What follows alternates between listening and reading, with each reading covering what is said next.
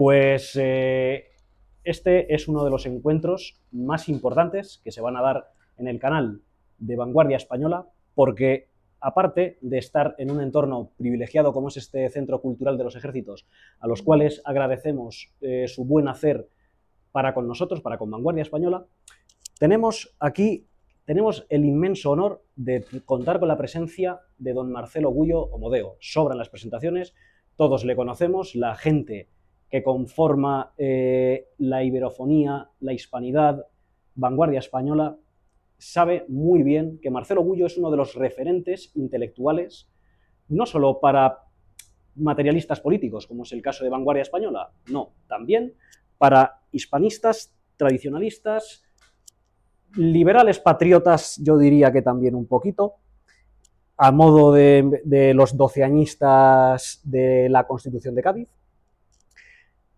Y nosotros, dentro de este ciclo de conferencias con varios autores que trataremos, vamos a hacer un poco de hincapié hoy, don Marcelo, en su teoría de la insubordinación fundante, porque se habla mucho, sobre todo aquí en Europa, de que el modelo federal entendido a la europea, a la española, el modelo federal es el que tiende a implantarse y que las naciones, los estados-nación, vayan desapareciendo poco a poco, en este caso, disolviéndose en la Unión Europea. Usted piensa de modo contrario y entonces su teoría de la insubordinación fundante cobra mucho protagonismo porque supone dar un balón de oxígeno a los que todavía creemos en los estados-nación.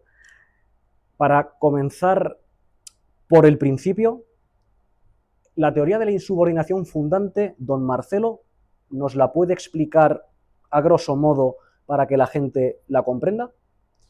Bueno, vamos a tratar por lo menos, ¿no? No sabemos si lo vamos a lograr, pero vamos a tratar. Hay que partir siempre de lo siguiente: los pueblos, las naciones, no viven aisladas unas de otras en un mundo angelical. No viven una nación ni ninguna otra, ni la española, ni la británica, ni la alemana, aislada, sino que viven en conjunto, pero ese conjunto no es un mundo angelical. Entonces, la principal cuestión que hay que hacer hincapié es que en el sistema internacional hay estados con más poder que otros, y los estados que tienen más poder que otros tienden a imponer su voluntad. En ese sistema internacional, malgrado que a uno no le guste, aunque uno esté en contra de eso, el derecho internacional es una telaraña que deja pasar a la mosca más fuerte y atrapa a la mosca más débil. Es decir, los estados poderosos tienden a mandar sobre los otros, es decir, a subordinarlos, ¿está? A subordinarlos. ¿Por qué? Por una razón muy sencilla, ¿no? Porque la élite de ese estado o del estado X sea una élite malvada. No, mire, porque el juego de la política mundial implica que el estado que tiene poder tiene que entender que otro no lo tenga, porque si no, él no manda. Entonces, para subordinar a otros estados, hay distintos métodos o maneras, distintas formas. La que la gente más conoce es la forma más directa, digamos de alguna manera más brutal, es la subordinación militar. Esta subordinación militar es eficiente en el corto plazo e ineficiente en el largo plazo porque causa siempre una reacción. Yo voy, ocupo un país, lo destruyo, esto causa una reacción. Entonces, ¿hay otras formas de subordinación? Sí, la subordinación económica. En la subordinación económica, por ejemplo, yo endeudo a otro estado, hago que ese estado se endeude para de esa forma condicionarlo y subordinarlo. Es una subordinación económica. Sin embargo, esta también encuentra resistencia, porque a la larga, aunque no hay una invasión, la gente se da cuenta que hay alguien que está determinando la economía de su nación y que por lo tanto la condiciona. Hay otra forma de subordinación, que es la forma más sutil de subordinación y la más eficiente en el largo plazo, no en el corto plazo, que es la subordinación ideológica cultural. que consiste en hacer que otro haga lo que yo quiero que haga sin necesidad de que yo lo obligue, es decir, inculcándole una idea que él no sabe, que yo se la estoy inoculando o inculcando, para que una vez que ha absorbido esa idea, haga lo que yo quiero que haga sin necesidad de que yo se lo diga. El primer Estado del mundo que ejecutó una política de subordinación cultural de forma sistemática fue Gran Bretaña, con lo cual Gran Bretaña conquistó más territorio para su imperio informal, no formal, informal, que con cañones o con presiones económicas. Y entonces subordinó, por ejemplo, a todas las repúblicas hispanoamericanas a partir de 1826, 24, 25, 26. Ahora bien, si es verdad que los estados como Inglaterra y después los Estados Unidos, pero también la Unión Soviética, o más tarde podrá ser otro estado, China, cualquier otro, ejercen una subordinación ideológica, cultural, y que esta es la forma más sutil de subordinación, y fue la primera que usó Inglaterra, después los Estados Unidos, y la más eficiente de todas, porque yo mantengo los atributos de la soberanía. Tengo bandera, tengo himno, elijo un parlamento o elijo un presidente, pero en realidad tengo los atributos formales de la soberanía, pero no los atributos reales de la soberanía. Si es verdad que esto es así, que a partir de que Inglaterra se constituye la principal potencia del mundo, después los Estados Unidos, entonces es cierto que la única forma de adquirir una autonomía resiste en realizar una insubordinación ideológica. ¿Contra qué? Contra las ideas que han sido inculcadas por la potencia hegemónica, por las ideas de turno. Entonces, todo proceso emancipatorio exitoso solo podrá nacer de una insubordinación ideológica contra la ideología propagada por la potencia hegemónica, porque de esa forma es que me han hecho subordinado. Entonces, si me han hecho subordinado a partir de la subordinación ideológica, la única forma que tengo de romperla es a través de una insubordinación ideológica. Cuando esa insubordinación ideológica, el grupo que la realiza, logra llegar al poder y aplica un adecuado impulso estatal, que no tiene que confundirse con el estatismo, aplica un adecuado impulso estatal, entonces la suma de una insubordinación ideológica más un adecuado impulso estatal es igual a una insubordinación fundante. ¿Y podríamos meter en este saco los procesos emancipatorios de los territorios españoles en América? No, el proceso de subordinación se produce después de la ruptura. Se produce después de la ruptura cuando Inglaterra va a predicar a las jóvenes repúblicas unos pilares ideológicos para hacer que estas repúblicas, que van a tener bandera, que van a tener himno, que van a tener ejército, que en algunos casos van a tener parlamento, se hagan colonias informales de Inglaterra, es decir, semicolonias informales de Inglaterra, aunque mantengan los atributos formales de la soberanía. ¿Qué pilares Inglaterra va a predicar, no es cierto, a estas jóvenes repúblicas hispanoamericanas? Bueno, Inglaterra va a predicar, por un lado, la hispanofobia, es decir, va a predicar la hispanofobia. Entonces la pregunta es, ¿por qué Inglaterra predica la hispanofobia? Bueno, Inglaterra predica la hispanofobia para provocar una ruptura cultural, para provocar un choque cultural, no solo de la joven república con su madre patria, que era España, sino un choque cultural interno, porque se produce como una especie en esas repúblicas, ¿no es cierto?, de contradicción, de odio a sí misma, a lo que son, a través del rechazo, se entiende, a lo que había llevado España a América, a través de una gran hispanofobia que está fomentada a través de la leyenda negra. Entonces Inglaterra predica hispanofobia. ¿Y cuáles los otros pilares que más predica Inglaterra? Bueno, Inglaterra va a predicar, ¿no es cierto?, el libre comercio. ¿Por qué Inglaterra predica el libre comercio? Porque Inglaterra es el primer poder autoconsciente del mundo.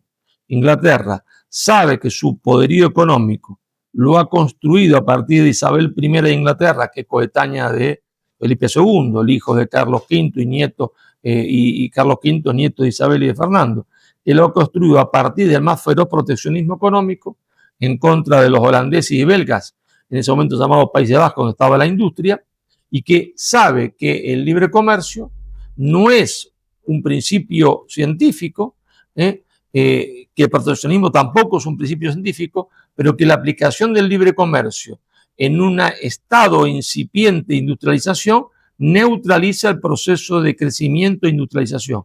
Entonces Inglaterra predica el libre comercio para no solo vender sus mercaderías, que obviamente a la burguesía industrial británica le interesaba vender sus mercaderías, sino porque sabe que la industria es poder.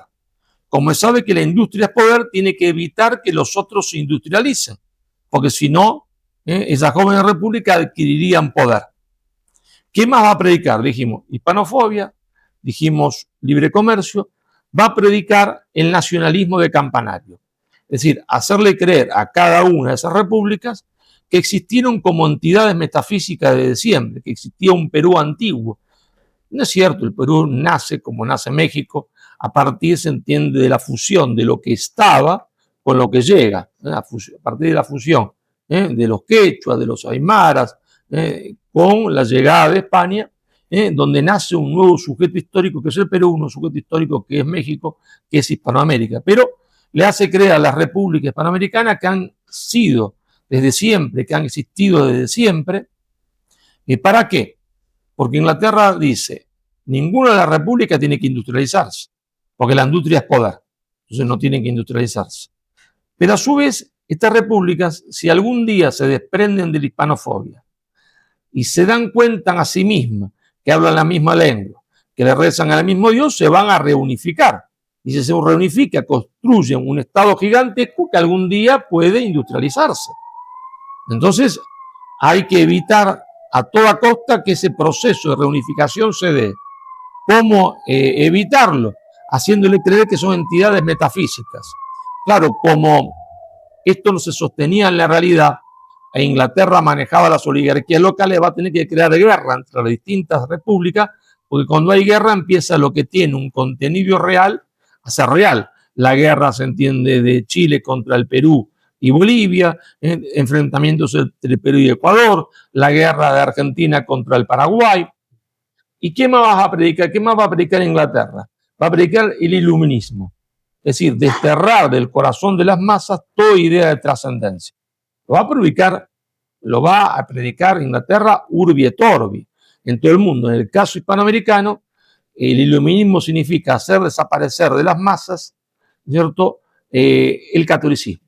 Es decir, toda idea de trascendencia, la idea de trascendencia en el caso hispanoamericano es el catolicismo. Ahora, ¿por qué, si era la pregunta, a Inglaterra le interesaría predicar el iluminismo? Si uno dice, bueno, mire, yo entiendo por qué predica la hispanofobia, para provocar una ruptura cultural, ¿está? Entonces esas repúblicas se identifican más con Inglaterra, que es el progreso, que con España. Entiendo por qué predica el libre comercio, porque el libre comercio inhibe el desarrollo industrial e Inglaterra quiere ser la única gran potencia industrial del mundo. Entiendo por qué predica el nacionalismo de campanario, porque no quiere que nadie se reunifique, porque no quiere tener un gigante. ¿Por qué Inglaterra se le ocurriría predicar el iluminismo? Que en realidad yo la nombro como último pilar de subordinación, pero quizás sea históricamente el primero que Inglaterra predica. ¿Por qué? Esa es una pregunta. ¿Por qué se le ocurre a estos ingleses querer erradicar del corazón de las masas hispanoamericanas hasta su raíz misma el catolicismo? Muy sencillo, porque Inglaterra sabe, es el primer poder autoconsciente del mundo, que en el origen del poder de las naciones siempre hay una fe fundante. No importa la fe que sea esta, no importa si Dios existe o no, da igual. Ellos saben que desde los asirios, caldeos, babilonios, Egipto, pasando por Grecia, Roma, siempre una fe fundante. ¿Por qué? Porque la fe fundante establece una escala de valores. Dice que no todo es relativo, que existe una verdad y por tanto a partir de una verdad se estructura una escala de valores, donde el hombre dice hay trascendencia, hay verdad y por lo tanto si hay verdad y trascendencia yo estoy dispuesto a dar la vida por algo, a sacrificarme por algo. Hay una escala de valores. Cuando todo es relativo no hay más escala de valores, porque si todo es relativo, ¿cómo va a haber una escala de valores? Entonces, Inglaterra predica el iluminismo porque sabe que en el origen del poder de las naciones siempre hay una fe fundante. Esta fe fundante, si uno estudia la construcción del poder de las naciones, es decir, qué elementos integran el poder de una nación, lo compara con una casa, ¿no? La fe fundante no se ve, porque son los cimientos. La gente ve el techo, ve las paredes, ve la ventana. Sí, claro, pero no sabe nunca que lo más importante son los cimientos. Si los cimientos fueron mal hechos, mal construidos, o si se están disgregando, yo puedo pintar la casa, arreglar el techo, pero a la larga ese poder se va a caer. Se va a caer las paredes porque están mal los cimientos. Sí, se va a descomponer. Entonces Inglaterra tiene que descomponer, desconstruir el poder de las jóvenes repúblicas, que son católicas, y que por lo tanto hay que eliminarle el catolicismo. Esta es una política feroz que Inglaterra lleva a cabo, sobre todo en Hispanoamérica. Entonces, ahí tenemos los pilares de la subordinación ideológica. Ahora, como los casos son siempre casos particulares, es decir, no es lo mismo, se entiende, Hispanoamérica que la China de Confucio o un país budista. En el caso, ¿no es cierto?, de las repúblicas hispanoamericanas, Inglaterra podemos observar que obtuvo un triunfo casi completo. Es decir, el triunfo de establecer un nacionalismo de campanario. Digo nacionalismo de campanario pertenece a un nacionalismo miope, de campanario, de iglesia, no se ve más allá de nacionalismo de molusco, está pequeñito. Su éxito máximo lo logró en la América Central, con todo respeto, ¿no es cierto?, a los amigos de El Salvador, ¿no es cierto?, a los amigos de Costa Rica.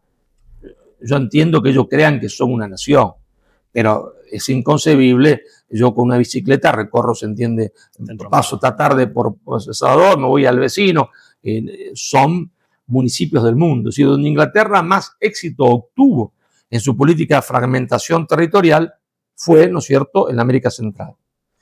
Claro, esta política de Inglaterra, de libre comercio, nacionalismo de campanario, hispanofobia, iluminismo, desterrar del corazón de las masas el catolicismo, después fue continuada por Estados Unidos. Incluso podríamos decir que Estados Unidos toma la posta de Inglaterra, aplica exactamente las mismas políticas que Inglaterra, sobre todo en América del Sur, pero que desde un principio hay alguien que sufre particularmente la dominación norteamericana, que es México, ¿no es cierto? En México ahí hay un personaje que es Poinsett, una especie de embajador. En realidad no era embajador, es decir, uno está haciendo una conferencia pública, una entrevista, yo no voy a andar aclarando si que en realidad no era embajador, que hacía, sí, pero hacía las veces de embajador. Oficioso. Y entonces es Poinsett el que va a aplicar la misma política que Inglaterra aplicaba en la América del Sur sobre México. Y de ahí la profunda descatolización que se intenta hacer, se entiende, en México. Por supuesto, la subordinación cultural, ideológica cultural, va siempre acompañada, porque el hombre es espíritu y materia, del soborno. Es decir, yo tengo que inculcarle a la mayoría de la población esta idea. ¿Está? La idea que el catolicismo no sirve para nada, que es un retraso y que provoca el retraso. La idea de que Argentina, el Perú, Chile existieron desde siempre para que nunca se reunifique Argentina con Chile y con Perú. Tengo que predicarle el libre comercio. Pero, si bien yo le predico esto a la mayoría de la población, para reasegurar la potencia hegemónica que hace, toma contacto directo con una élite de conducción, que en realidad se transforma de élite en oligarquía, y esa élite está sobornada de forma directa o indirecta. De forma directa, el soborno más, que lo que la gente, cuando uno dice soborno, que identifica que Inglaterra pone la mano del bolsillo y le da dinero. Pasó muchas veces, pero la forma indirecta es la más eficiente, la del soborno indirecto, que consiste que yo soy Inglaterra y le doy a usted X cantidad de negocios. Es decir, necesito un intermediario para ejercer la explotación económica. Bueno, ese intermediario va a ser usted, que va a recibir tal beneficio. Entonces, no solo está subordinado económicamente, y el resto de la población también, sino que ahora está un incentivo económico. Es decir, su riqueza económica depende de la relación que mantiene conmigo. Aunque también hubo soborno directo. En el caso de Argentina, por ejemplo, el señor Castelli era un hombre que los ingleses lo sobornaron directamente. Le dieron dinero, sí. También se usa hasta el día de hoy eso. Entonces, la subordinación ideológica se reasegura con el soborno y se la reasegura, se entiende, a su vez, en el caso hispanoamericano concreto, pero pasa hasta el día de hoy, con la deuda externa. La deuda externa que cada república hispanoamericana toma con Inglaterra es una deuda externa impagable de un principio. Uno se preguntará por qué. Bueno, muy sencillo, porque consistía en una estafa. Inglaterra le presta a las provincias unidas del Río de la Plata, que después se van a llamar Argentina, su primer empréstito que se llama el empréstito Baring Brothers. El empréstito Baring Brothers era de 1.500.000 libras o algo parecido. No importan las cifras, si era 1.400.000, estamos en una entrevista, ¿no? Entonces, le presta ese dinero. Pero cuando uno analiza el empréstito, en realidad es una estafa. ¿Por qué es una estafa? Porque del millón ya cobran los intereses por adelantado, cobran la amortización por adelantado, quedan las comisiones que son fabulosas por adelantado. A las provincias unidas de Río de la Plata les llegan nada más que 500.000, pero no les llegan en metálico, sino que les llegan en mercadería, es decir, Inglaterra le presta plata para que cobre mercadería, pero le presta plata por 1.500.000, pero llegan por 500. Pero a su vez, aunque esas mercaderías hubiesen sido útiles y funcionales, porque en realidad no lo eran, Inglaterra presta una cantidad de dinero que sabe que la joven república no va a llegar a ni siquiera a pagar los intereses. Entonces uno se pregunta el por qué alguien presta dinero sabiendo que no van a poder pagar los intereses. Por eso, o como sabe que no puedo pagarlo, y ese interés compuesto, y que van a tener que renovarlo cada año, a la renovación, como no puede pagar y necesita, se entiende, renovarlo, viene el condicionamiento económico. Entonces, y yo se lo renuevo, Inglaterra generosamente año tras año renueva este empréstito, pero si por casualidad aparece en esa joven república un caudillo, un conductor, que junto con su pueblo quiere iniciar un proceso de insubordinación ideológica más un adecuado impulso estatal, es decir, una insubordinación fundante, la deuda externa funciona como collar de ahorque. Nosotros llamamos collar de ahorque en Argentina, un collar que se le pone a los perros con pincho hacia adentro. Entonces, Inglaterra, inmediatamente cuando aparece un proceso de insubordinación fundante, con el collar de ahorque, tira para tener controlado al perro. Entonces, esa subordinación ideológica se reasegura con la subordinación a través de los empréstitos. Pero yo quiero hacer hincapié en esto, es decir, la Argentina toma un empréstito en 1824, el empréstito Baring Brothers. Al mismo tiempo, como si hubiese internet o WhatsApp, todas las repúblicas toman exactamente el mismo empréstito, es decir, es el mismo contrato. Estaba todo preparado. Argentina terminó de pagarlo en 1946. 1946. Con Perón. Con Perón, así es. Colombia terminó de pagarlo con Pérez Jiménez, no recuerdo si en 1958 o por ahí cerca. Ecuador terminó de pagarlo con el boom del petróleo en 1979. Es decir, bueno, eso era la Gran Colombia, porque la Gran Colombia fue la que se endeuda. Cuando la Gran Colombia, que era Colombia, Venezuela y Ecuador, se disuelve, a cada uno le toca una parte de la deuda. Es decir, que funcionó perfectamente el esquema británico de subordinación. Por eso es fundamental el concepto de insubordinación fundante, porque la única forma que existe en teoría y que se trató de ejecutar en la práctica, de romper esa subordinación informal con Inglaterra, porque no había bandera británica, no había ejército británico, era a través de un proceso de insubordinación fundante, es decir, rechazando la hispanofobia, rechazando el nacionalismo campanario, rechazando el iluminismo, y claro, cuando aparece este proceso de insubordinación fundante, por supuesto, siempre va a ser un anatema, siempre va a ser considerado una anomalía, siempre va a ser desprestigiado internacionalmente. Pero no por casualidad, cada vez que un proceso de insubordinación fundante aparece, lo primero que hace, porque se dan cuenta que para liberarse de la dominación británica, tienen que o pagar la deuda o no pagarla. Pero tienen que terminar con el condicionamiento, con el collar de ahorque.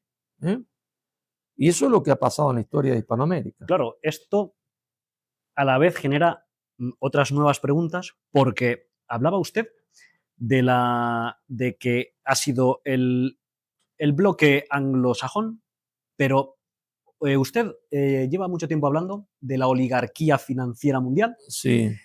Y en el último encuentro que usted tuvo con Santiago Armesilla, ya usted también comenta que incluso Inglaterra y Estados Unidos se encuentran también bajo esa presión.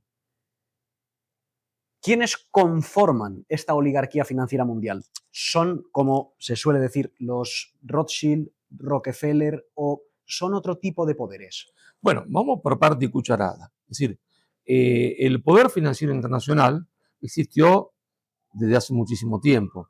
Yo hablé del empréstito Baring Brothers. ¿Está? El empréstito Baring Brothers quiere decir que está hecho por los hermanos, ¿está? Baring, ingleses, ¿está? De pura cepa inglés.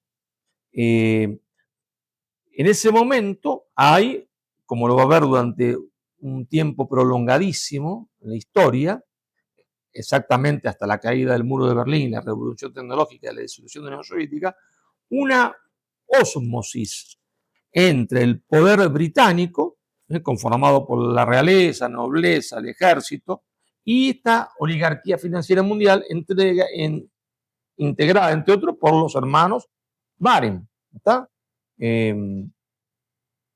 Ahí había una ósmosis, donde ambos tenían su acuerdo, sí, su acuerdo tácito, no es que la persona se sienta, se firma, no, eso no existe.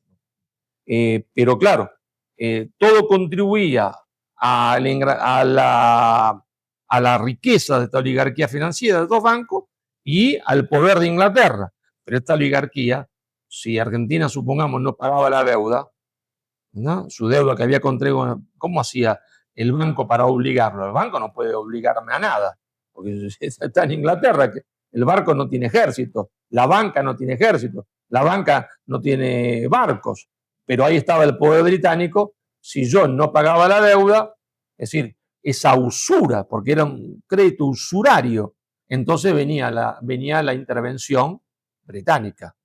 Es decir, los industriales ingleses venden las mercaderías, porque Inglaterra obtiene dinero con la venta de mercaderías, es una cosa lógica, ¿no? Su burguesía porta esta mercadería, primero está explotando a su propio pueblo, tiene una plusvalía gigantesca, después agarra la mercadería, la lleva allá y obtiene una ganancia gigantesca también.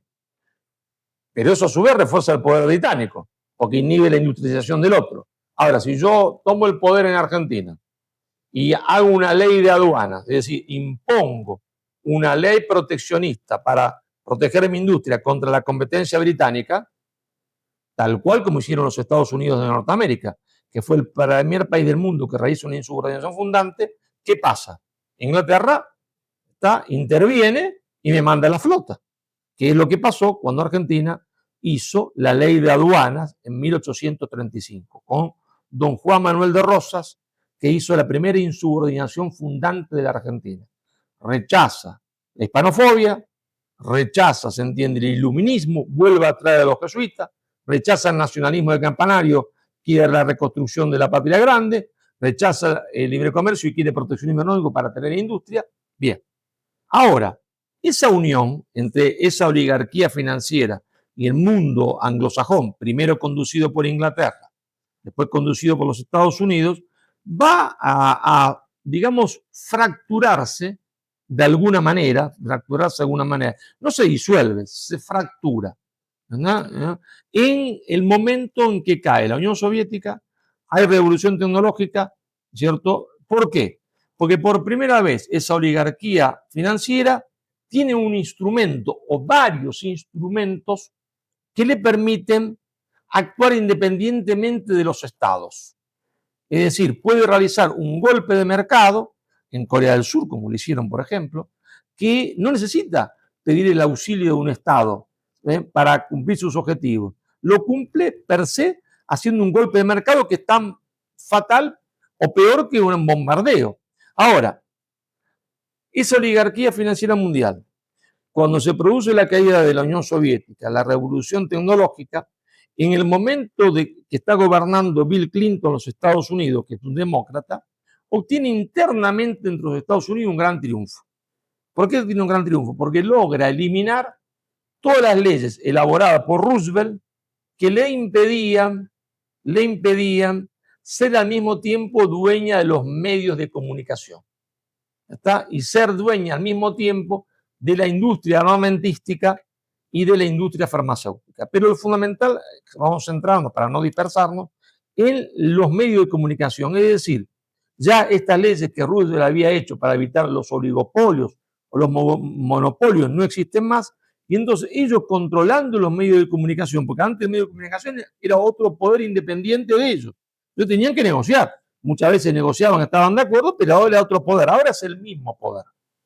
Y entonces logran subordinar al mismo Estado con el cual estaban aliados. ¿Está? Es una cosa única, es decir, van a subordinar. ¿Cómo? Fíjense que yo dije antes, subordinación ideológica a los países periféricos y soborno directo o indirecto. Formas distintas de entregar dinero a otro. Bueno, ellos van a sobornar a la élite de conducción de Estados Unidos, a la clase dirigente de Estados Unidos, tanto del Partido Republicano como del Partido Demócrata. Para ser senador, si yo soy pichoncito, jovencito y quiero llegar a senador, sé qué es lo que tengo que hacer. Sé quién me va a dar los fondos. Porque sin fondos en Estados Unidos no sé senador, ni diputado, ni gobernador. Entonces esa oligarquía logra financiar a los partidos, hacerse dueña de los dos partidos, a su vez tiene los medios de comunicación y durante el gobierno de Clinton va a imponer en el mundo su primera estrategia de subordinación total, que es la aplicación de lo que se llamó el consenso de Washington para la América del Sur, lo que se llamó neoliberalismo, la aplicación irrestricta del libre comercio. Nadie puede poner barreras al movimiento de mercadería y al movimiento de capitales. Eso es con Bill Clinton, va a después continuar. Todas las universidades norteamericanas están en esto y son el foco, estas universidades norteamericanas, por ejemplo Harvard, el foco de la expansión de la subordinación ideológica de la oligarquía financiera mundial sobre el mundo, porque todo se entiende, quiera tener prestigio, tiene que ir a Harvard, a Princeton, a Chicago, a donde fuese. Ahora, pasa algo también novedoso. Durante el gobierno de Obama, ya no van a hacer tanto hincapié sobre el vector del libre comercio y la no intervención del Estado en la economía, porque eso lo han logrado.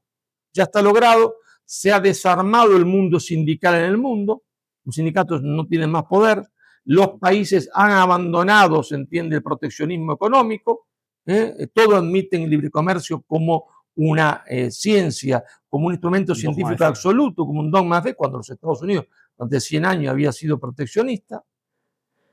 Y durante el gobierno de Obama aparecen otros vectores, otros factores, otros pilares de subordinación.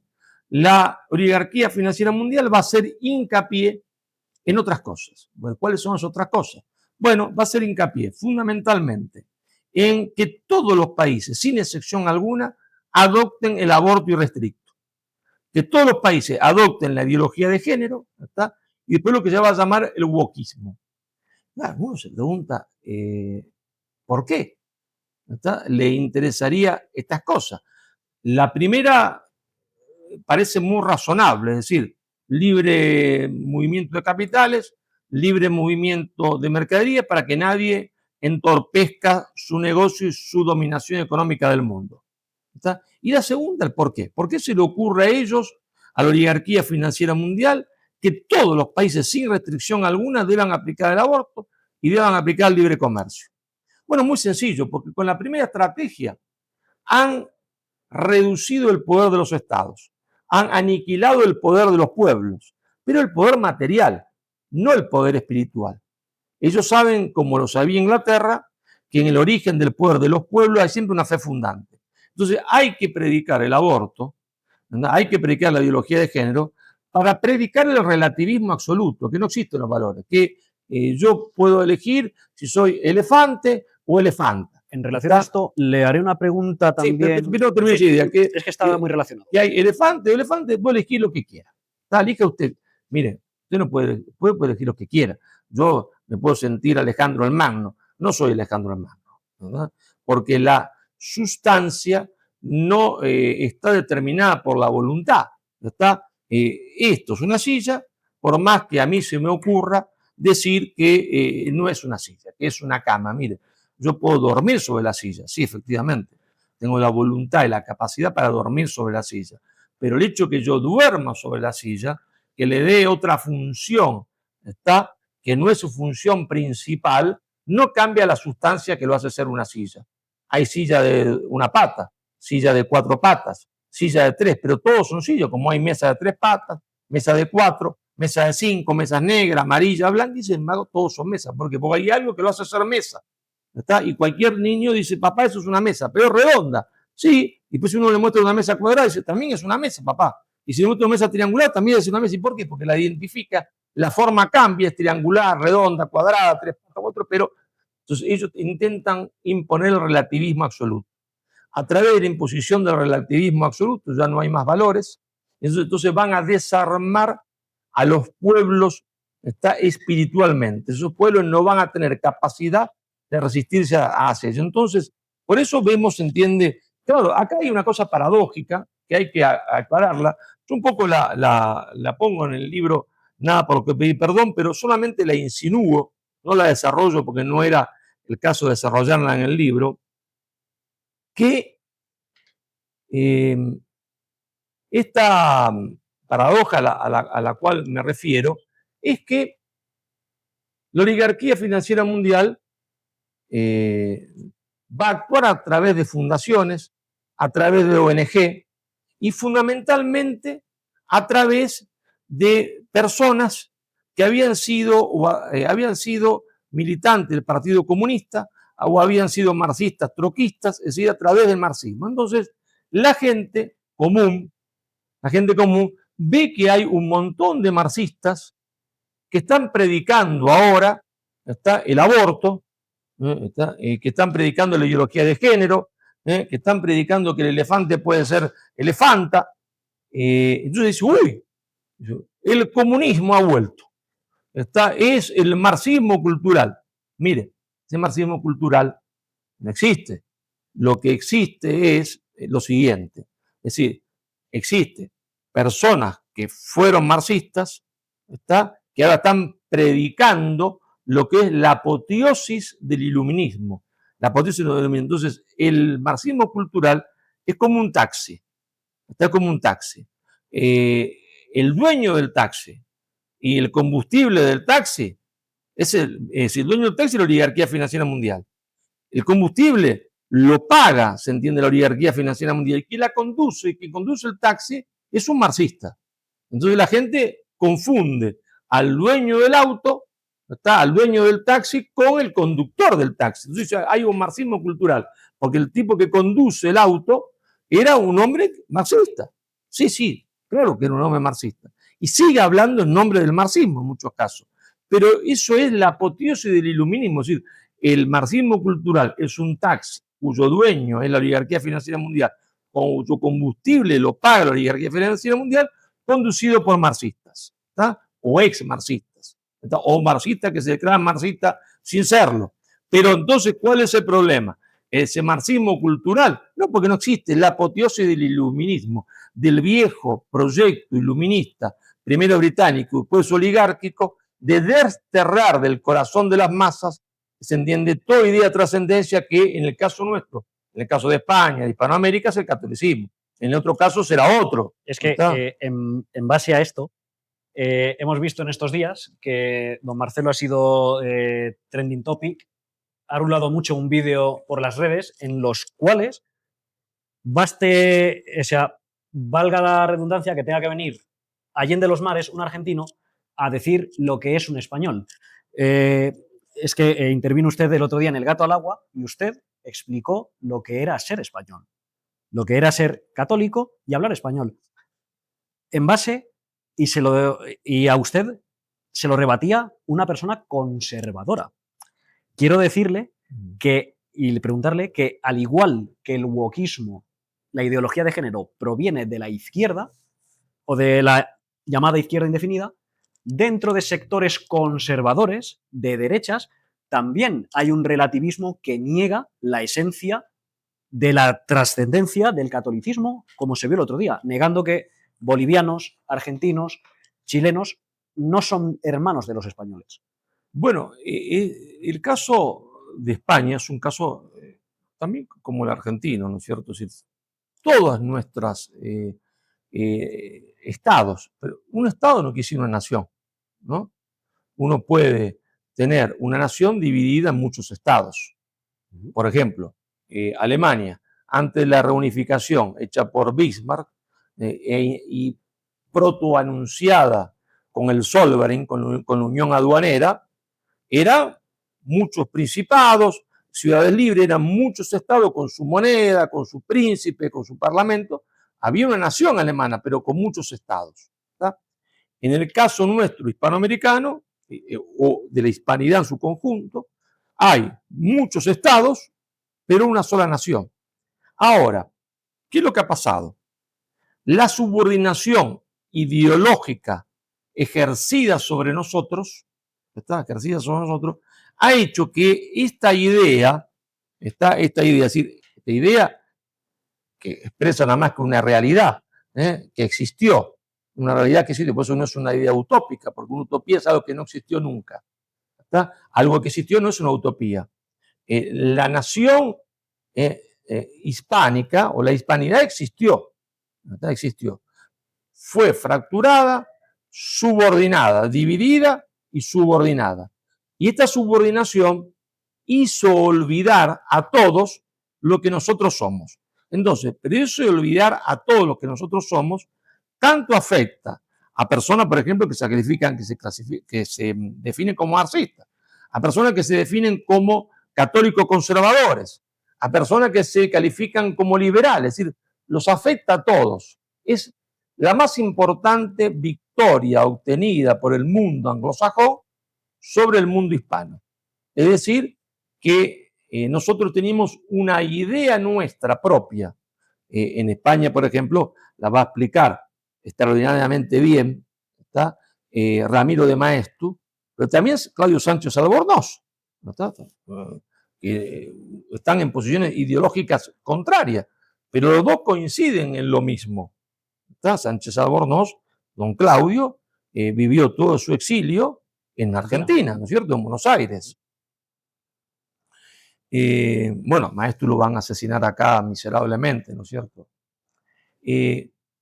Nuestra idea, es decir, que surge de nuestro desarrollo histórico, de nuestro proceso histórico, porque no es que surja porque la idea se me ocurrió a mí y entonces tal, no, mire, surge esta concepción de nación de un proceso histórico que se inicia con la Reconquista, ¿no? Que se inicia con la Reconquista, donde, ¿no es cierto?, la nación española, es decir, aunque no existiese el concepto de nación en ese momento, la construcción de ese pueblo se realiza a partir del enfrentamiento contra el imperialismo más feroz que existió en la historia de la humanidad, que fue el imperialismo islámico. Son 700 años de guerra que van a forjar una identidad. Y ahí nomás que eso se termina, está la continuación de la Reconquista en América. Es decir, continuación de la Reconquista, ¿por qué? Porque el espíritu de misión, está de cruzada, esto lo reconocía un hombre desde el marxismo, ¿no es cierto?, como fue el gran marxista peruano Mariátegui. La conquista no es sino la continuación de la cruzada, decía Mariátegui. Es decir, España no está ahí ni por el oro, ni por territorio, sino porque tienen, más allá de que haya gente que le interesaba el oro, claro, eso es natural, ¿no es cierto? Y que todos querían hacerse ricos, y yo también quiero ser más rico. Y que a todos les gustan las mujeres, claro que les gustan las mujeres, pero hombre, si no, estaríamos hablando de una empresa hecha por ángeles y no por hombres. No, y hay ladrones, y hay mafiosos, sí, cosas, pero el análisis de conjunto histórico muestra que lo que hay es una idea de misión. Entonces, España se encuentra con América, continúa la reconquista y va a conformar algo único en el mundo.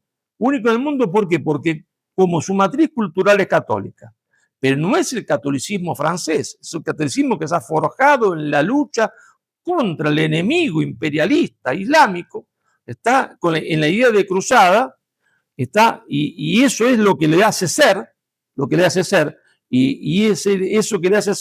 esa impronta católica, no puede coexistir con el racismo, está, ni con la separación, es la que obliga a Isabel a decir, cásense, está esta impronta cultural, cásense españoles con indias, está, e indios con españoles. Entonces surge un mundo nuevo donde ese espíritu lo lleva a España, donde se produce un mestizaje biológico absoluto, donde hay diferencias sociales. Sí, claro. La gente dice, mira, claro que hay diferencias sociales. No estamos hablando de que no había diferencias sociales, que no había ni ricos ni pobres, pero había indios ricos e indios pobres, y blancos pobres y blancos ricos, y muchos blancos pobres. ¿Está? Como había indios riquísimos, mucho más ricos que muchos blancos, se entiende, en España. Pero no era la cuestión racial, la cuestión que decía, entonces se va a conformar un mundo nuevo. No está basado en el concepto biológico, no está basado en el concepto de raza, está en el sentido biológico, sino en un estilo de vida, en un cúmulo de valores. Eso fue la hispanidad. Eso es España.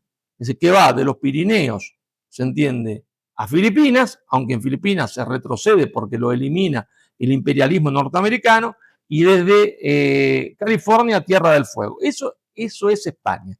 No tiene nada que ver con la idea de nación que tienen los alemanes, ni con la idea de nación que tienen los ingleses, ni con la idea de nación que tienen los franceses, ¿está? Que tiene siempre un componente que ellos le llaman identitario, pero cuando hablan de identitario, hablan de un componente en realidad biológico, ¿está? ¿Verdad? En realidad racista. Sí. En realidad racista. En el caso español, por lo que se produjo otra cosa totalmente distinta. Se produjo otra cosa totalmente distinta. La Guardia Civil está fundada, se entiende, por un Montezuma. ¿Verdad? Eso sería inimaginable en Alemania, inimaginable, se entiende, en Inglaterra. Claro, cuando se rompe todo esto, cuando quedamos subordinados, aparecen personas quizás excelentes, de muy buena intención, pero que están subordinadas. Dentro de esas subordinaciones viene la desaparición de nuestro concepto de pueblo y de nación, y el tomar prestado categorías y conceptos que no son los nuestros. Entonces vamos a hacerlo muy claro para que la gente lo entienda. La gente lo entienda. Porque también las definiciones tienen que ver con la realidad. Y a mí me puede gustar una definición más o menos, puede ser más o menos acertada y puede ser el producto de la historia, pero aunque no me guste, es la única definición políticamente operativa. Políticamente operativa. Lo que yo digo, cuando digo no hay extranjero, está indio, negro, mestizo, sambo en tierra de Isabel y de Fernando, no solo es producto de una realidad histórica, porque para nosotros, cuando no estábamos subordinados ideológicamente a ideas conservadoras, de base biológica, de base que ellos le llaman identitaria, o subordinados, se entiende, a concepciones de la izquierda indefinida. Cuando no estábamos subordinados es lo que sentíamos, creíamos y sentíamos, ¿está? Pero lo que yo digo también es una cuestión operativa. ¿Por qué es una cuestión operativa? ¿Qué quiere decir una cuestión operativa? Es decir, una cuestión que tiene una importancia política esencial, y esta idea o se toma o España desaparece. ¿Por qué? Miren, porque yo no tengo la culpa. En España tienen que elegir entre, se entiende, en Argentina, a comer una salchicha con pan, le llamamos pancho. Lo que los americanos llaman un hot dog, perro caliente, que me parece un nombre espantoso. Está espantoso. Espantoso decir hot dog y espantoso decir perro caliente. Y entonces, comer una salchichita allá le ponen mostaza y un pan especial así, y le llamamos pancho. Bueno, mire, yo lo lamento mucho. Usted será conservador, cree que es identitario cuando en realidad ha tomado un concepto de identidad que nunca fue el nuestro, pero usted tiene que elegir. Y lo lamento mucho por usted. Tiene que elegir, si quiere, que España, en España, a usted cuando sea viejo, lo cuide un panchito, le corte la cabeza un kebab. Usted elija. Haga lo que quiera, jódase. Si usted no entiende que los panchitos son sus hermanos, le van a cortar la garganta los kebab. Elige usted. Si usted es idiota y quiere, se entiende, que le corten el cuello a su hijo o a su nieto, allá usted, suicídese. Por imbécil. Merece la muerte, por idiota, porque le van a cortar la cabeza con una cimitarra, un kebab. En cambio, el panchito no le va a cortar la cabeza. El panchito, con usted viejo, lo va a cuidar. Porque el panchito habla la misma lengua, tiene el mismo Dios, y al otro día que está acá, o a los 5 años, está integrado. No, pero que los panchitos vienen muchos que son mafiosos. Sí, al mafioso se lo pone preso y aún el hijo del mafioso no tiene un resquemor ni ontológico, metafísico, ni ideológico contra el que lo está acogiendo, recibiendo.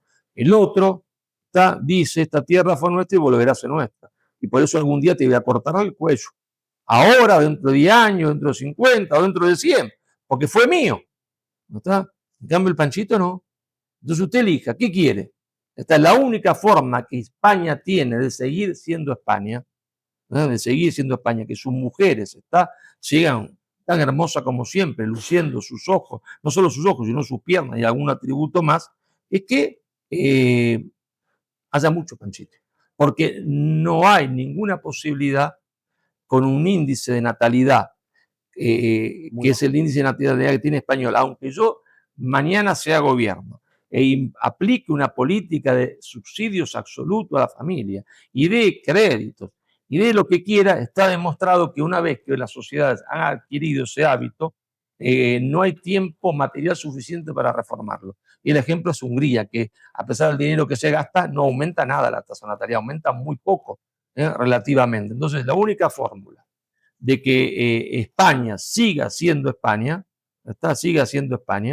que yo pueda seguir viniendo y comerme un cochinillo, un poco de jamón y seguir mirando mujeres bonitas, ¿no es cierto?, y tomando un vaso de vino, es que se llene de panchitos.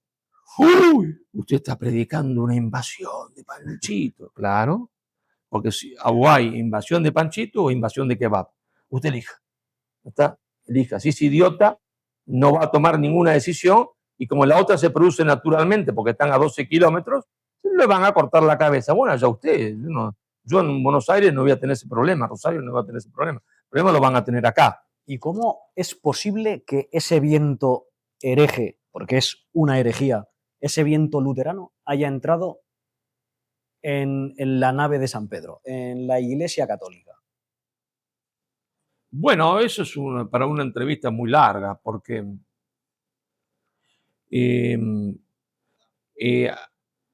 hay un hecho histórico concreto, que también provoca una serie de confusiones. La gente habla de Europa. Mira, Europa no existe.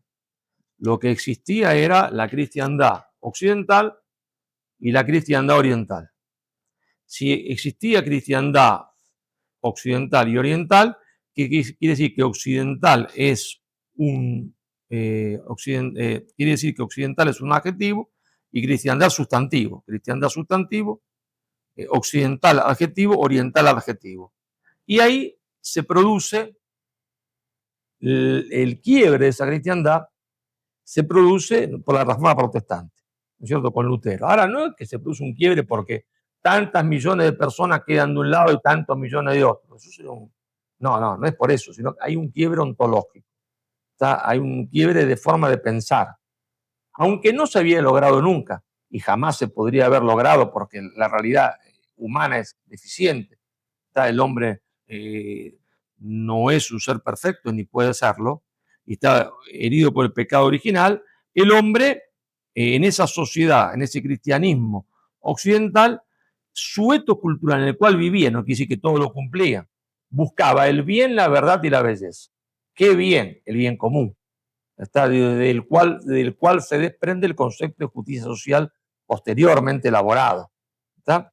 Pero nace ahí de la idea del bien común, creada por Aristóteles, reformada por, ¿no es cierto?, Santo Tomás de Aquino. Ahora, claro, cuando se produce la reforma hay un quiebre. Lutero dice, el hombre se salva por la fe. Sin obras, me pregunta, sí, sin obras.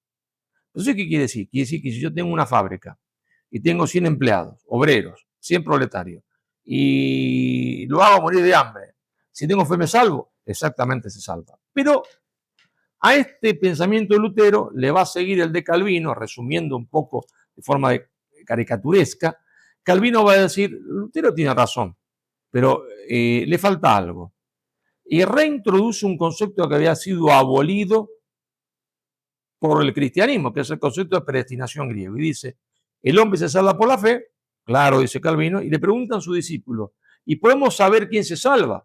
No, si se salva, Calvino dice, no se puede saber, solo Dios lo sabe, pero hay signos que nos pueden hacer ver quién se va a salvar, porque la riqueza es un signo de predestinación. Entonces, si yo me salvo por la fe, y la riqueza es un signo de predestinación, que si soy rico, pero soy rico porque exploté a 100, a 200 o a 1000, da igual, me voy al cielo. ¿Está? Entonces, ya no busco el bien común, no busco el concepto de justicia distributiva, después llamado justicia social, no busco el bien común, voy a buscar mi bien individual. Va a ser bueno para mí aquello que me haga ganar dinero. ¿Está? Ya no busco, se entiende, el bien común, no busco la verdad, no busco la belleza, sino que busco lo que me haga ganar dinero.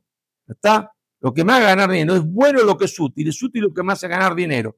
Para hacer un edificio bello, gasto mucho dinero. Puedo hacerlo con menos, ¿está? No me interesa más la belleza porque quiero ganar más, no busco más la belleza, como no busco más el bien común, ¿está? Como tampoco busco la verdad, porque buscar la verdad no me da ninguna utilidad. No gano nada buscando, se entiende, la verdad, que materialmente. Entonces, se construye un mundo nuevo, un mundo basado en el utilitarismo. Es bueno lo que es útil lo que me hace ganar dinero.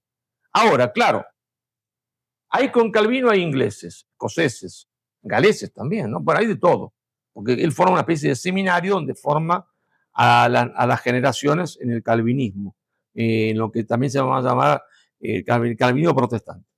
Claro, los ingleses dicen, Lutero tiene razón, no me sale por la fe, Calvino tiene razón, la riqueza es un signo de predestinación, pero reintroducen algo también abolido, que es el concepto de pueblo elegido.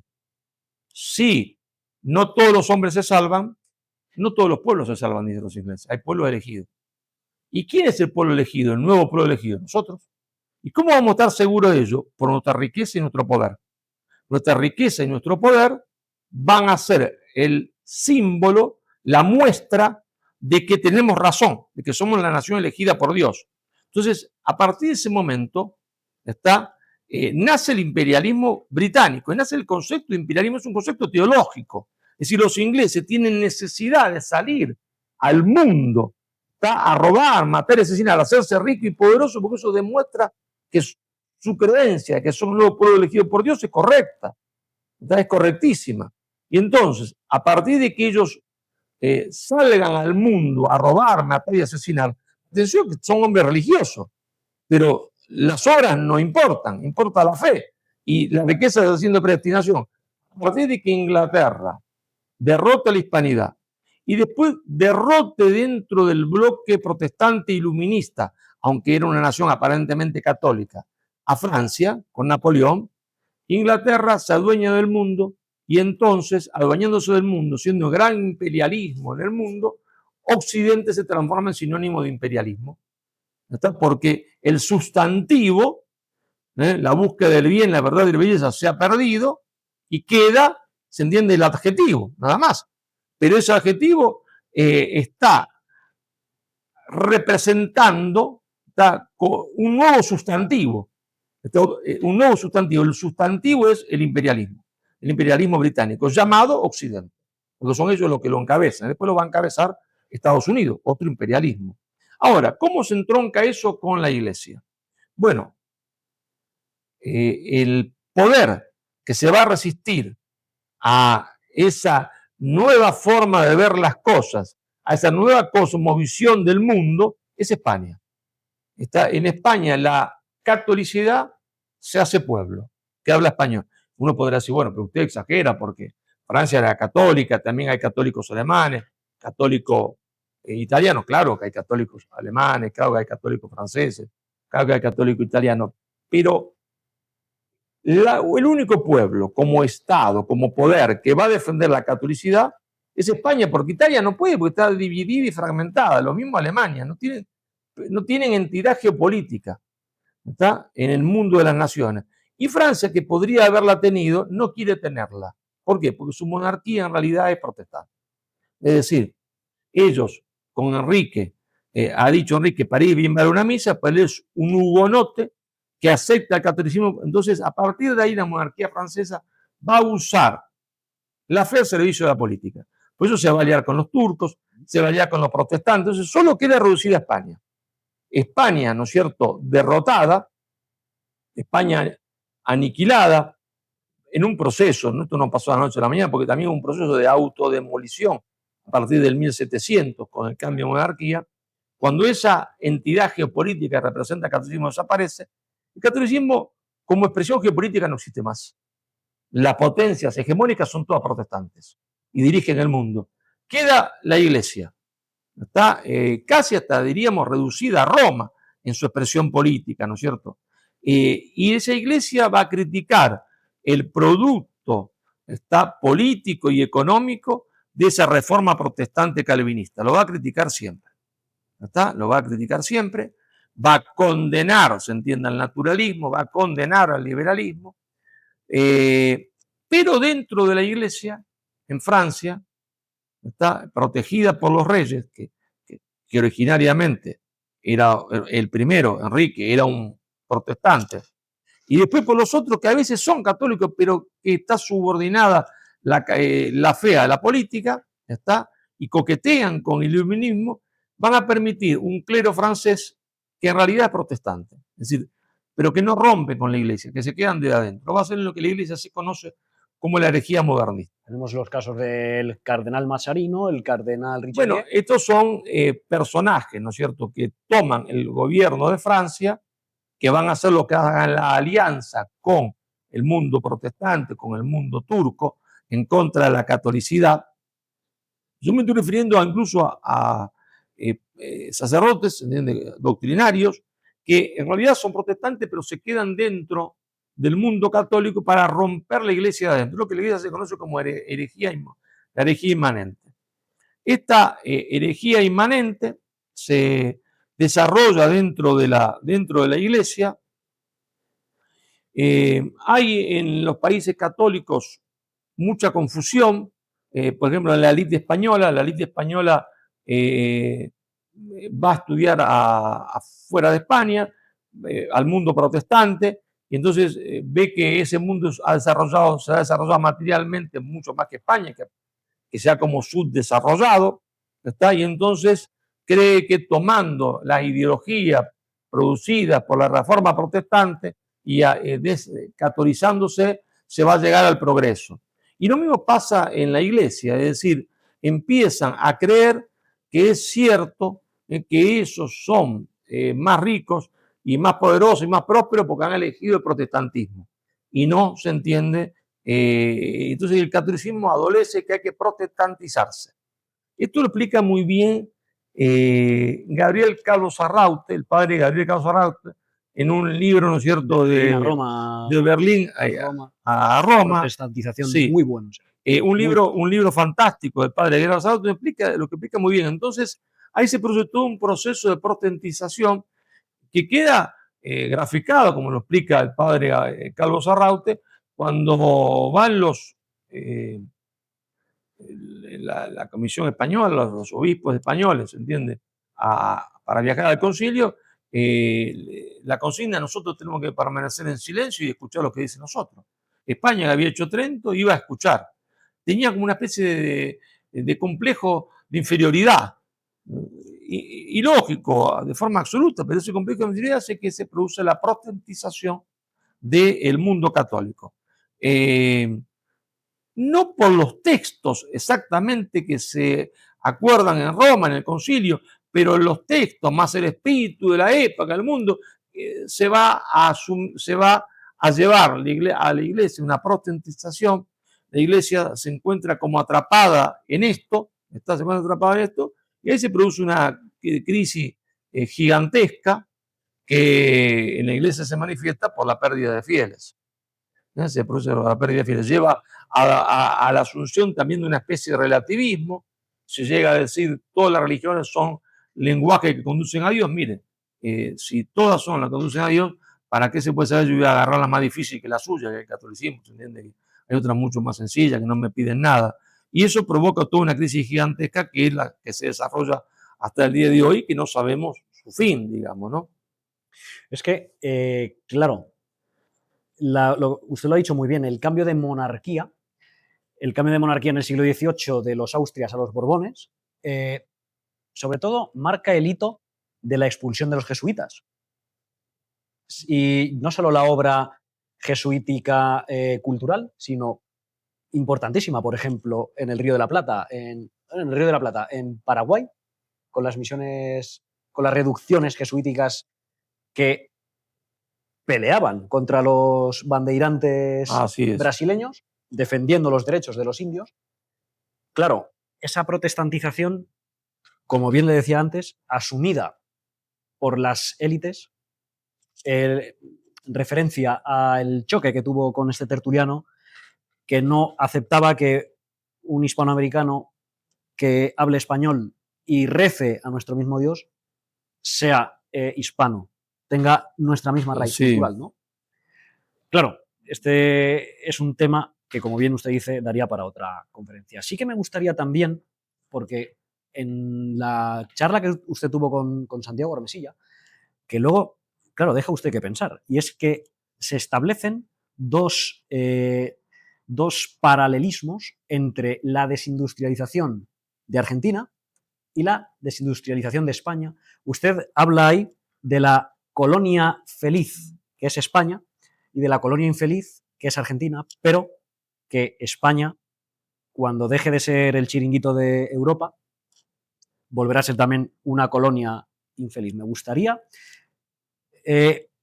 con unas pinceladas bastante genéricas, pero se establecen en el mismo periodo de tiempo, 70-80, años 70-80, esos dos procesos de desindustrialización, tanto de España como de Argentina, para que luego digan que no somos iguales. Bueno, va mucho más allá que la desindustrialización. El proceso es un proceso de destrucción, de desconstrucción del poder nacional. Es decir, el mundo hispano es derrotado, ¿no? Si es derrotado, autoderrotado por el cambio de monarquía. Algunos dicen que el cambio de monarquía no fue tan importante. Ramiro Maestro dice que sí. Otros dicen que no. Bueno, el mundo hispano es derrotado. Sería para discutir cómo es derrotado, cuánto autoderrota hay, pero el hecho que es borrado como poder de la faz de la tierra. Ni el Reino de España, ni las repúblicas que surgen van a tener en realidad poder. Alguna va a ser más próspera económicamente que otra. La Argentina adquiere una gran prosperidad a partir de 1880 porque vende lo que hoy sería petróleo, es decir, un commodity que vale mucho en el mercado mundial, que eran las vacas para alimentar a Inglaterra, sobre todo a su proletariado, ¿está? Que es lo que impide el estallido de la lucha de clases en Inglaterra. Pero a una más próspera, otras menos prósperas, ¿está? Ninguna adquiere poder. Ninguna quiere poder. Y se van todas, convirtiendo desde el punto de vista de la política internacional en segmentos insignificantes. No cuentan. Cuando se decide el destino del mundo y cuando se reúnen para ver quién decide el destino del mundo, no está ni el Reino de España ni ninguna república hispanoamericana. No cuenta. ¿No está? Claro, de esos estados que nacen de la descomposición, solo 2 estados van a intentar un proceso de reconstrucción de su poder nacional, ¿no? De reconstrucción de su poder nacional. Solo 2, va a ser España y Argentina. que intentan un proceso autoconsciente de reconstrucción de su poder nacional. ¿Está? Saben que la industria no solo necesaria para conseguir mayores niveles de vida, sino que la industria es poder. Y yo insisto en esto, porque la gente se cree que como uno dice industria, es porque eso trae mejores niveles de vida. Mire, trae mejores niveles de vida si es que se distribuye el dinero, si no, no. Pero fundamentalmente la construcción del poder nacional en el siglo XIX y XX no podía sino pasar por la industrialización. Pero también, es decir, porque es como un espejo. Si los ingleses, para hacernos dependientes, subordinados, es decir, para que no tuviésemos poder, predican, ¿no es cierto?, que no tenemos que tener industria, hay que industrializarse. Si predican el iluminismo, hay que hacer lo contrario, catolirizarse. Si predican la fragmentación, hay que unificarse. Es decir, el proceso de construcción de poder, todo lo contrario de lo que el otro quiere que haga y que efectivamente hizo. Bueno, España realiza un proceso de construcción de su poder nacional. Argentina también, en términos históricos, porque no es que es el mismo año en que comienza la cosa, pero en términos históricos se da más o menos igual. Es decir, después de la Segunda Guerra Mundial en España, después de la Segunda Guerra Mundial en Argentina. Ese proceso de construcción del poder nacional incluía el elemento clave del poder, que es el único que determina la autonomía absoluta, si no lo borran a uno de la faz de la tierra, cuando uno se porta mal, entre comillas, portarse mal, es el arma nuclear. Es decir, es la tecnología nuclear. La construya uno o no la construya, pero la tecnología nuclear. ¿Está? Y por eso tanto Argentina como España inician un proceso para apropiarse de la tecnología nuclear, es decir, para saber cómo se maneja la tecnología nuclear, para poder hacer centrales nucleares y también armamento nuclear, como lo hizo Francia con De Gaulle, ¿está? Como lo hizo Francia con De Gaulle. Bien, ese proceso de construcción de poder nacional se ve interrumpido tanto en el caso de España como en el caso de Argentina. Si más o menos en términos históricos, y repito, porque saltan algunos que se llaman historiadores, si usted dice que no, porque son 10 años más, da igual. Es por inercia temporal. Claro. En términos históricos, comienza más o menos en el mismo momento y comienza a desconstruirse más o menos en el mismo momento. En el mismo momento. Es decir, ¿qué es lo primero que se comienza a desconstruir? Desconstruir la industria. ¿Está? La desindustrialización. En Argentina, el hito clave es marzo de 1976, con el golpe de Estado contra el gobierno constitucional que encabezaba Isabel Martínez de Perón, donde en un discurso que ella preanuncia lo que va a pasar, dice: no vienen por mí, vienen por las chimeneas de Perón, si vienen para eliminar la industria. Entonces el proceso militar realiza una apertura indiscriminada de la economía, con un aumento del peso sobrevalorado con el dólar, la industria no puede competir, y comienza un proceso de desindustrialización y endeudamiento ¿está? Pero de eso vivía la mayoría de la población, o era el engranaje principal que movía la economía. Entonces, a partir de ese proceso de desindustrialización, de pérdida del poder nacional, a través de la pérdida del proceso industrial, también se llega a la pobreza. Es decir, no le dan a la Argentina nada para que reemplace.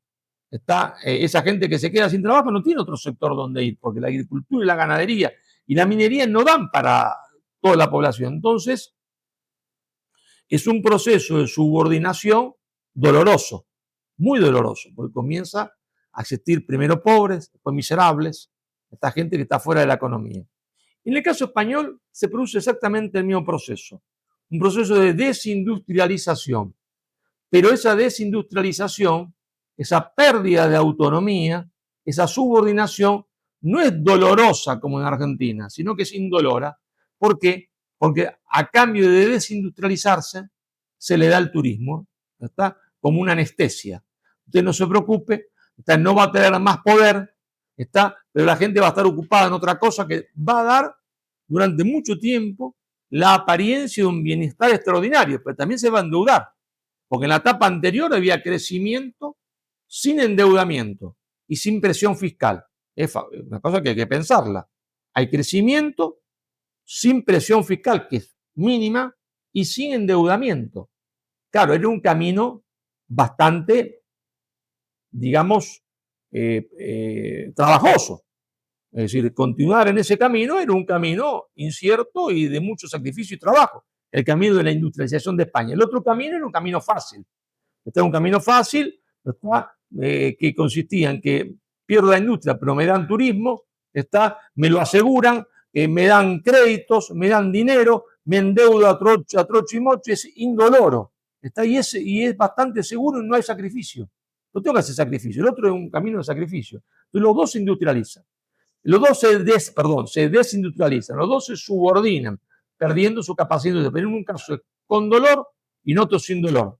Acá con anestesia, allá sin anestesia. Después, cumplida esa etapa, que es la etapa de desindustrialización, cumplida en su mayor parte, nunca se cumple del todo, ¿no es cierto? Viene una segunda etapa que también va a coincidir, que es la primera, la pérdida de la soberanía industrial. Está la pérdida de la soberanía industrial. ¿Verdad? La segunda va a ser la pérdida de la soberanía en materia de defensa. Es decir, en Argentina se va a producir, después de la guerra de Malvinas, ¿está? El ejército va a desaparecer, ¿está? Fabricaciones militares va prácticamente a desaparecer, ¿está? El ejército es un ejército para desfile, y muertos de hambre. Los sueldos de los generales, de los coroneles, de los tenientes, de los cabos, son sueldos miserables, ¿está? Es decir, una pérdida de la soberanía militar, una pérdida de soberanía militar dolorosísima, porque el ejército no existe más, sueldos miserables. Acá también hay una pérdida de la soberanía militar, ¿está? Pero indolora, ¿está? ¿Por qué? Porque acá se hizo con la incorporación a la OTAN.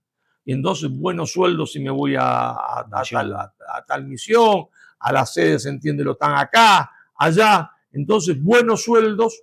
Entonces, pierdo mi soberanía primero económica, porque perder la soberanía industrial es perder la soberanía económica. Pierdo mi soberanía en materia de defensa, pero siempre de forma indolora. ¿Qué es el paso que faltaba para complementar esto? Acá empieza con Zapatero, allá van a ser con los Kirchner. La pérdida, bueno, también es un proceso, porque todos se dan al mismo tiempo, pero cada uno tiene acentuado una cosa distinta. Se va a acentuar, ¿se entiende? Con Zapatero acá, la pérdida de la soberanía cultural. Está el intento de la destrucción de la identidad absoluta de España. ¿Está? En el cual tiene que ver el tema de la leyenda negra, se entiende, de la idea de la negación de que no existió nunca reconquista, que la reconquista es un mito, es una cosa fantástica, que parece una película de Fellini. ¿Para qué? Para la pérdida de la soberanía cultural. ¿Está? La pérdida de la soberanía cultural. Estas pérdidas continúan. Estamos viendo la pérdida de la soberanía energética. ¿Está? Bien.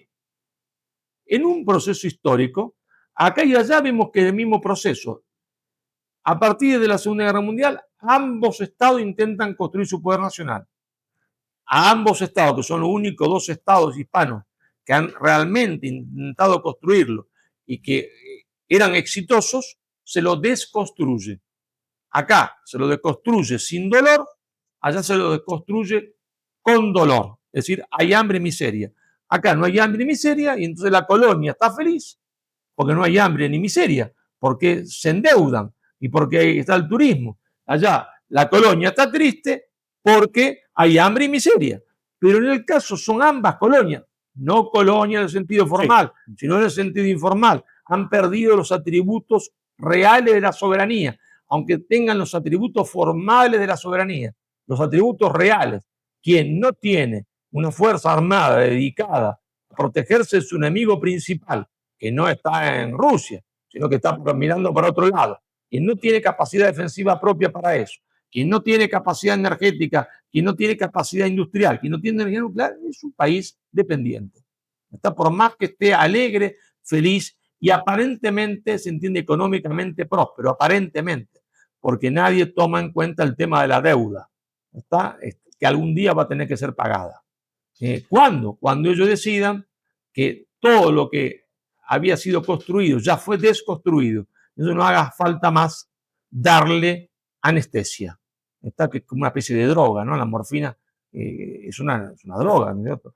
No hace falta más darle morfina, anestesia. Ya ahora hemos conseguido lo que queríamos, no tienen ningún poder más, ya han sido desconstruidos, ahora sáquenle la morfina y que sufran. ¿Está? Va a pasar inexorablemente. ¿Está? Allá no hizo falta. Entonces, una colonia alegre, una colonia feliz. ¿Está? Y alegre porque hay morfina. ¿Está? Pero cuando sacan la morfina va a estar triste. Y allá, como no hacía falta darle morfina porque era la periferia del mundo, estaban lejos, no molestaban mucho, está entonces triste. Pero el dicho es el mismo. La desconstrucción del poder nacional. Y volvemos al comienzo de la entrevista. ¿Por qué? Porque lo único que existe en el mundo es el poder. Los estados no son iguales unos a otros porque uno tiene más poder que otro. Y los que tienen poder no quieren que yo lo tenga. Quieren desconstruirme mi poder. Y para desconstruir mi poder aplican muchas fórmulas. En ello, la que empezamos, la subordinación ideológica cultural. Si hay dos países completamente subordinados, son España y Argentina. Pero todavía queda sitio para la esperanza. O sea, todavía España, el mundo hispánico, Sí. puede salvarse mirándose a sí mismo y dejando de mirar al exterior. En nuestro caso, a Europa. No solo queda lugar para la esperanza, porque el término de la esperanza, yo soy un hombre católico, entonces sí, claro, yo tengo esperanza, creo en la providencia, creo que Dios nos va a salvar, ¿no? Pero le cuento un chiste, ¿no? Hay un tipo que, ¿no es cierto?, está en una casa y escucha por la radio que vienen estos ríos que desbordan y se va a llevar todo el pueblo. El tipo dice, no, a mí Dios me va a salvar. Viene la Guardia Nacional, le toca, apúrese, escúcheme, súbase a este auto, que hay que irse porque viene el agua. Ah, yo me quedo acá porque Dios me va a salvar.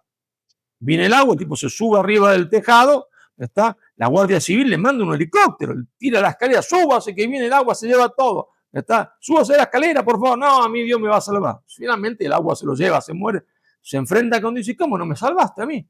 Yo que te confiaba en vos.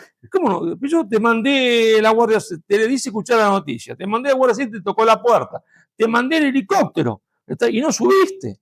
Bueno, yo tengo, se entiende, confianza en la providencia divina. Pero eso es un problema mío. Pero yo también soy un analista político. Y puedo decir, desde el análisis objetivo de la realidad, que tenemos o vamos a tener una circunstancia favorable. ¿Por qué una circunstancia favorable? Porque el mismo poder que provocó nuestra desconstrucción, ese poder que es el poder del mundo anglosajón, que era el gran poder del mundo, ¿está? Y que en un momento se transformó en el único poder del mundo, ¿está? Ese poder no va a ser más el que era. ¿Está? Ese poder va a seguir existiendo, ¿está? Pero no va a tener el poder que tenía antes. Van a existir otros polos de poder. Vamos hacia un mundo multipolar, no unipolar, ¿está? Donde no solo va a estar China, donde no solo va a estar Rusia, va a estar la India, ¿está? Que es un actor mudo, pero que va a hablar. Va a estar Indonesia. Es decir, va a haber, no quiere decir que esos pueblos de poder sean amigos nuestros, porque en política internacional no hay amigos, hay intereses. Pero el solo hecho de un mundo multipolar, donde quien nos ha destruido no tiene el mismo poder que antes, nos abre una ventana de oportunidad. Sobre todo porque en el transcurso, hasta que todos esos poderes se sienten y se van a sentar en una mesa, ¿está? De negociaciones, ¿está? Para decidir el futuro del mundo, hasta que se logre sentarse, hasta que el sistema se ajuste, hay un periodo de transición donde están en pelea los poderes, ¿está? Peleas que pueden ser peleas militares, culturales, ¿está? Ideológicas, diplomáticas, ¿está? Pero ese momento de pelea es nuestro momento de la gran oportunidad. ¿Por qué es nuestra gran oportunidad? Porque como todo el mundo está entretenido en pelearse entre ellos, que es su pelea fundamental, nos dan a nosotros por primera vez el espacio para reconstruir nuestra unidad, para reconstruir nuestro poder. Si es que, a condición sine qua non, nosotros recuperamos nuestra conciencia histórica. Es decir, recuperamos la conciencia histórica de que de los Pirineos, a Acapulco, y de Tierra del Fuego a Río Grande, de Río Grande a Tierra del Fuego, somos un mismo pueblo.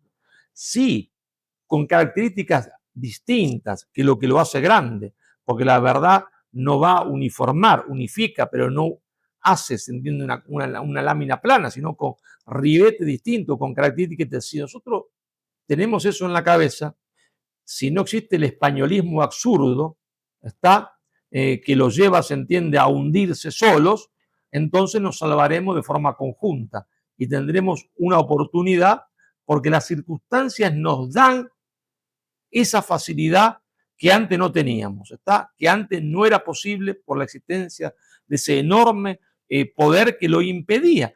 No porque ese poder sea malo, sería estúpido, no hablo de malo, si bueno, porque yo tengo poder, ¿está? Yo no quiero charlar con 22 enanos, no quiero charlar con un gigante, sino con 22 enanos, porque los mando a los enanos. No quiero charlar, entonces siempre se habían opuesto a nuestra reunificación. No van a poder oponerse más, no van a tener poder para eso. No hablo ahora, esto es un proceso de 20, 30 años, ¿tá? A condición de que nosotros sepamos quiénes somos. Pues si nosotros no sepamos quiénes somos, vamos a perder la oportunidad. Y después vamos a echar la culpa a Dios que nos ahogamos. Bueno, entonces así, la culpa la tendremos nosotros por miopía, ¿está? Y es lamentable que esa miopía tenga un contenido incluso racial, ¿no? ¿Está? Incluso racial. Que realmente a mí me provoca un dolor gigantesco. Un dolor gigantesco. Pero gracias a la obra de don Marcelo Bullo, Madre Patria, nada por lo que pedir perdón, lo que América le debe a España y su teoría de la insubordinación fundante, yo creo que tenemos un buen material y un buen capitán de barco, que usted es uno de los que llevará ese timón. Bueno, muchas gracias por el elogio. Tenemos la gran oportunidad. Que Dios nos ayude si somos capaces de ayudarlo y si no, que nos perdone, ¿no? Si es que pueden. Yo creo que nos echaron un cable. Bueno. Muchísimas gracias. No, gracias a ustedes. Gracias a ustedes.